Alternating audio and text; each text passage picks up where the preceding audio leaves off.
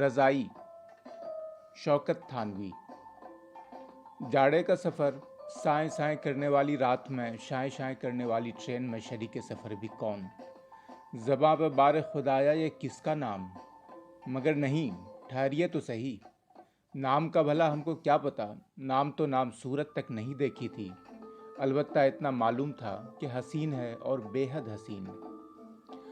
اس کی دل فریبی کی قسم بغیر دیکھے ہوئے اس طرح کھا سکتے تھے جس طرح بغیر خدا کو دیکھے ہوئے سچی تو سچی جھوٹی قسمیں بھی جب جی چاہے کھا سکتے ہیں۔ ارغوانی رضائی جس پر کامدانی کے ستارے بکھرے ہوئے تھے، اس پیکرے ناز کے حسن کو چھپا چھپا کر چمکا رہی تھی۔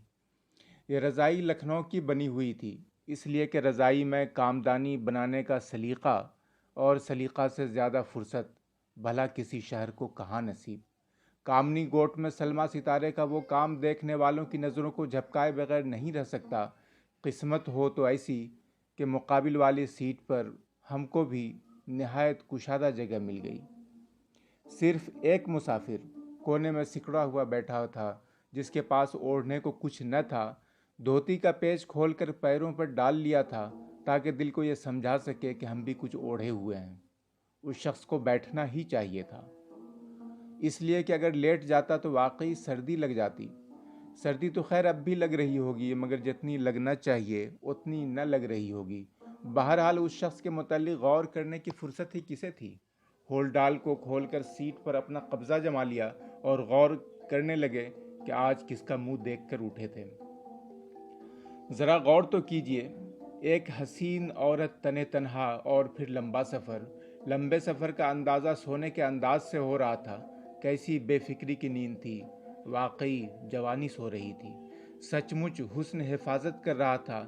جی چاہتا تھا کہ اس وقت کہیں سے کہیں ایک ستار مل جائے اور خواب ناز سے متعلق جتنی بھی ٹھمریاں، دادرے یا غزلوں کے اشعار ہم کو یاد ہیں سب گا کر رکھ دیں۔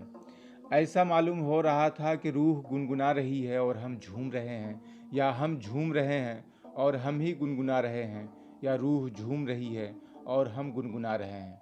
بہرحال جھومنا اور گنگنانا تو بالکل یقینی تھا، البتہ تقسیم کار کا صحیح اندازہ اس وقت آسانی سے نہیں ہو سکتا تھا۔ ہم نے اسی عالم جذب و شکر میں اپنے ہول ڈال کو بہت قرینے سے سیٹ پر لگا دیا۔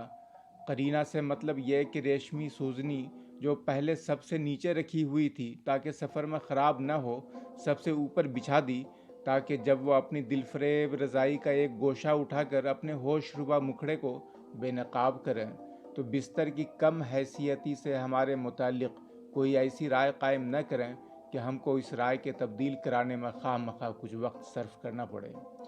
پھولدار تکیہ اوپر اور سادہ نیچے رکھ لیا، ولایتی کمبل نکال کر سودیشی کمبل ہول ڈال کی جیب میں رکھ دیا۔ ارادہ تھا کہ بس یہی کپڑے پہنے ہوئے لیٹ جائیں گے، مگر اب یہ رائے تبدیل کر دی۔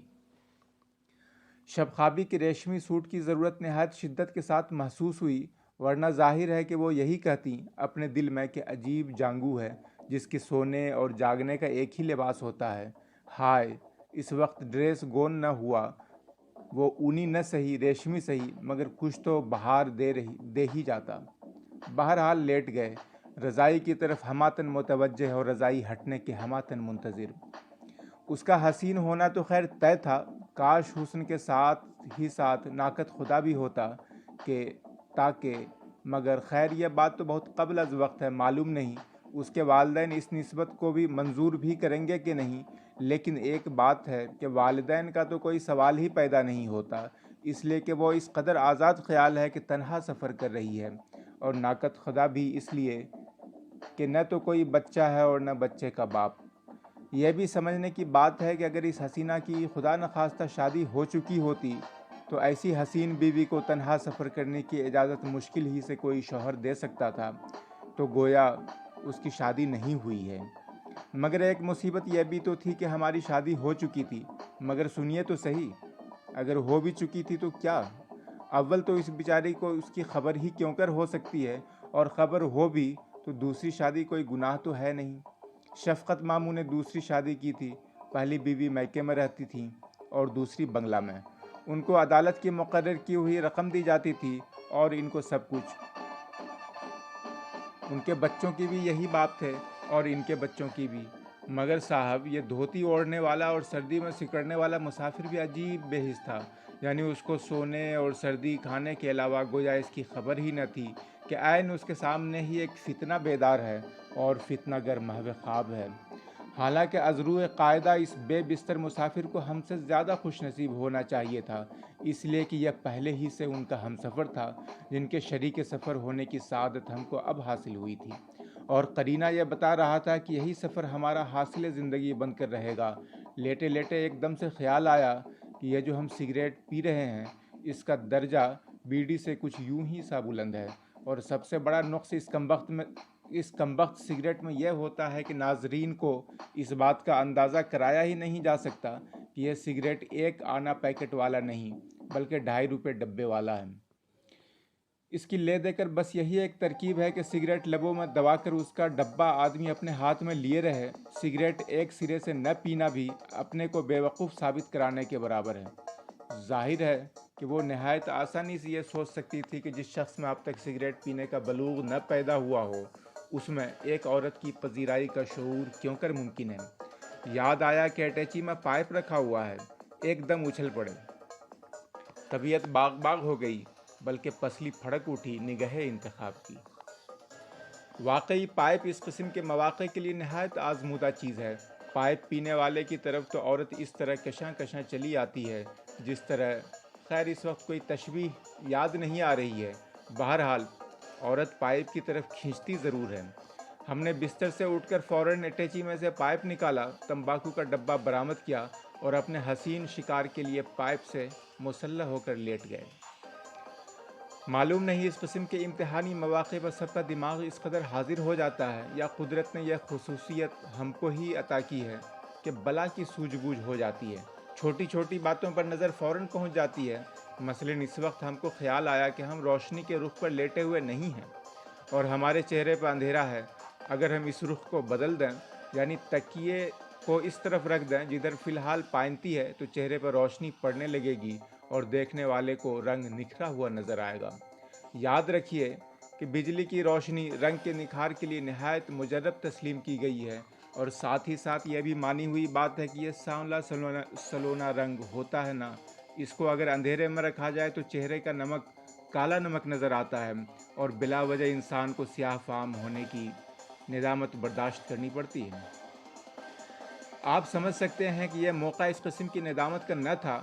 ہم نے فوراً ہول ڈال کر رخ بدل دیا اور رخ روشن کے آگے شمع رکھ کر دل ہی دل میں کہنے لگے کہ دیکھیں اب ادھر جاتا ہے یا پروانہ ادھر آتا ہے۔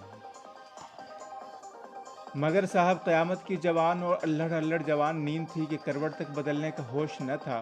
ٹرین کی جنبشوں سے رضائی کے ریشم میں ہلکی ہلکی لہریں پیدا ہو رہی تھیں اور ان لہروں کی وجہ سے کامدانی اور بھی جگمگ جگمگ ہو رہی تھی۔ معلوم ہوتا تھا کہ کسی لالہ زار میں بہت بڑے سرمایہ دار جگنوں کی برات آئی ہوئی ہے، یا بحیرہ احمر میں ایک دم سے تمام ستارے غسل کرنے کے لیے اتر آئے ہیں۔ مختصر یہ کہ رضائی جاگ رہی تھی اور رضائی والی تھی کہ کسی طرح جاگنے کا نام ہی نہ لیتی تھی، اور یہاں دماغ تھا کہ اس کے جاگنے کے بعد پیش آنے والے واقعات کے تصوروں کا گویا میلہ لگائے ہوئے تھا۔ تقریب ملاقات کی بے شمار تجویزیں ذہن میں آ کر رد ہو رہی تھیں۔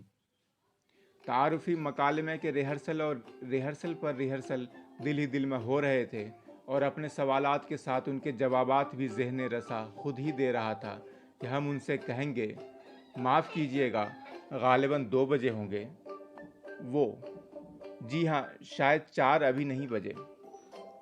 ہم تو کیا آپ بھی بھوپال تشریف لے جا رہی ہیں؟ وہ جی ہاں بھوپال، مجھ کو وہاں کی ایک ادبی انجمن میں سالانہ اجلاس کی ایک نشست کی صدارت کرنا ہے۔ وہ جناب کا اسم مبارک؟ ہم مجھے کاشف الکلامی الہاپوڑی کہتے ہیں، روزنامہ غروب کا مدیر اعلیٰ ہوں۔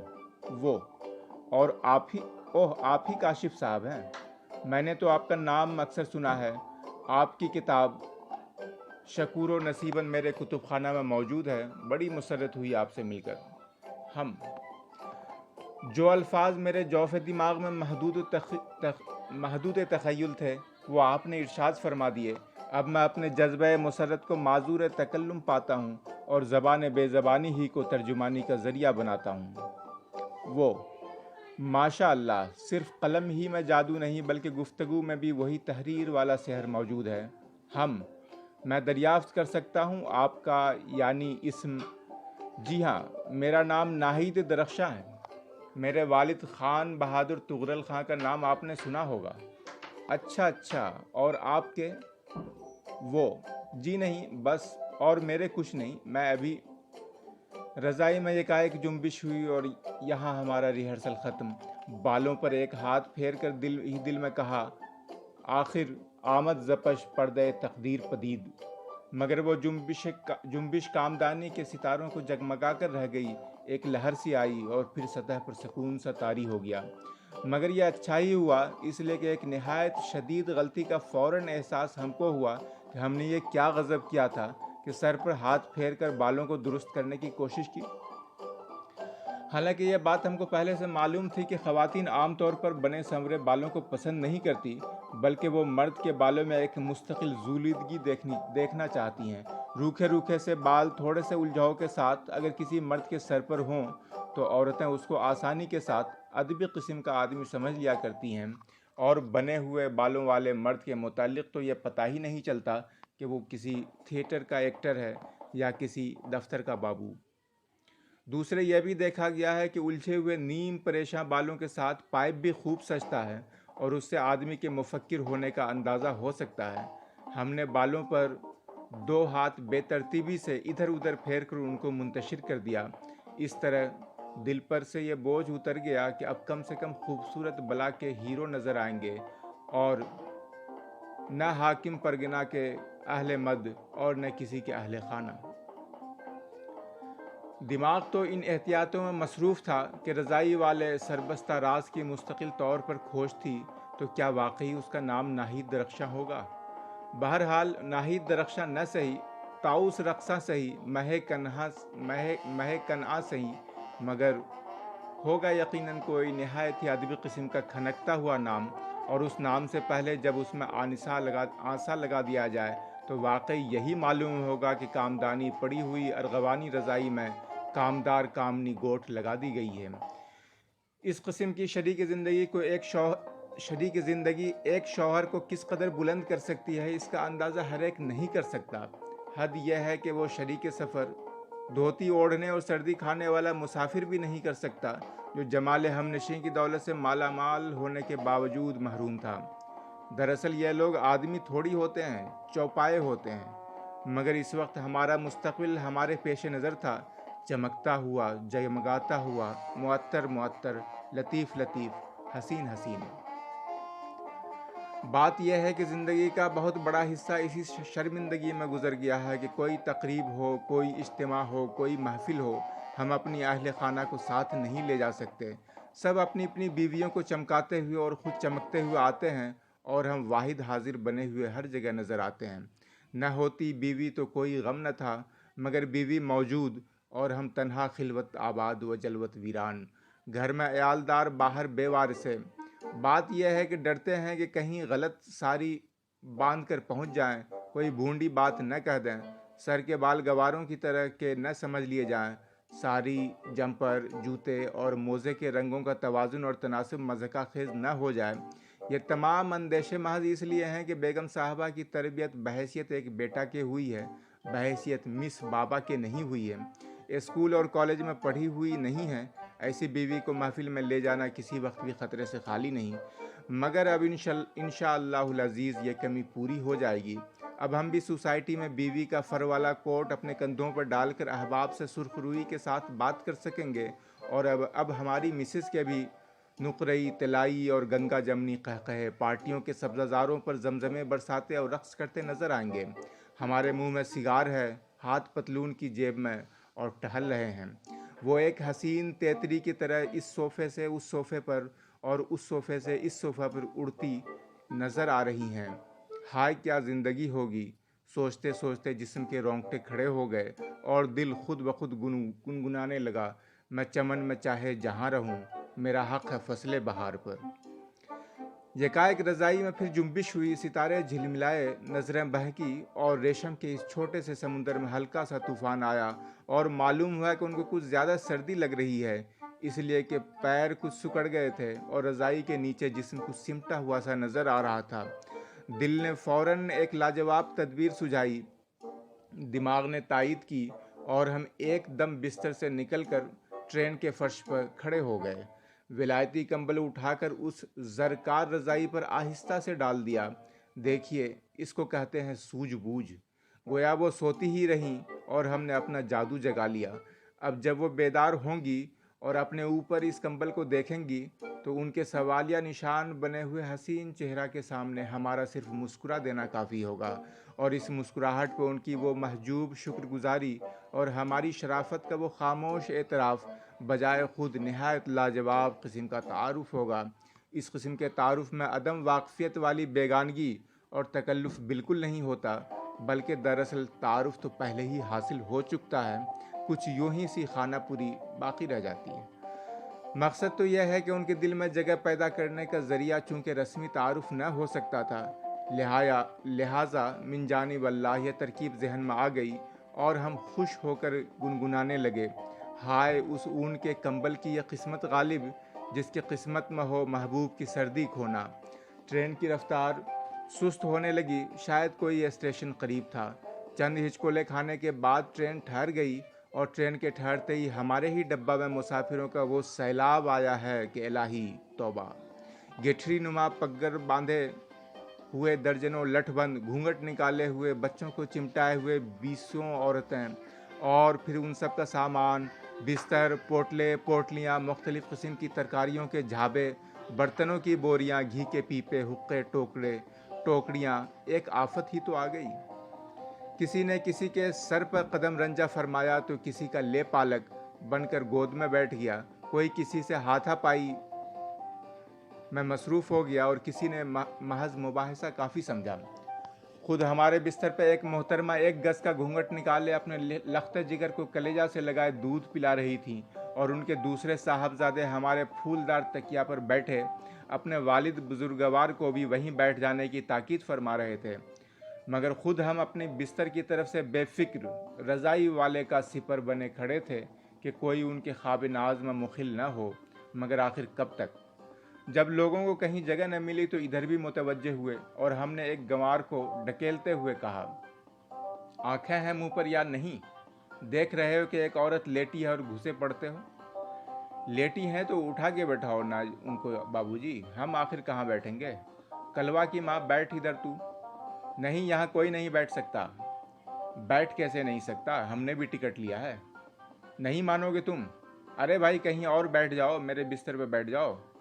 रज़ाई को फिर जुम्बिश हुई, कंबल खिसका, तारे जगमगाए और अस्तगफिरुल्लाह कहते हुए एक बुजुर्ग रज़ाई से बरामद होकर बैठ गए। हमने मुसाफिरों से लड़ते लड़ते उन बुजुर्ग मोहतरम को देखा। अगर गाड़ी खड़ी न होती तो शायद जंजीर खींच लेने को दिल चाहता, मगर अब इस बूढ़ी घोड़ी की वो लाल लगाम देख रहे थे जिस पर कामदानी का हर तार मालूम नहीं रो रहा था या हंस रहा था। धोती ओढ़ने वाला मुसाफिर अब तक बैठा हुआ सो रहा था और कंबल के बावजूद हमारी नींद गायब थी।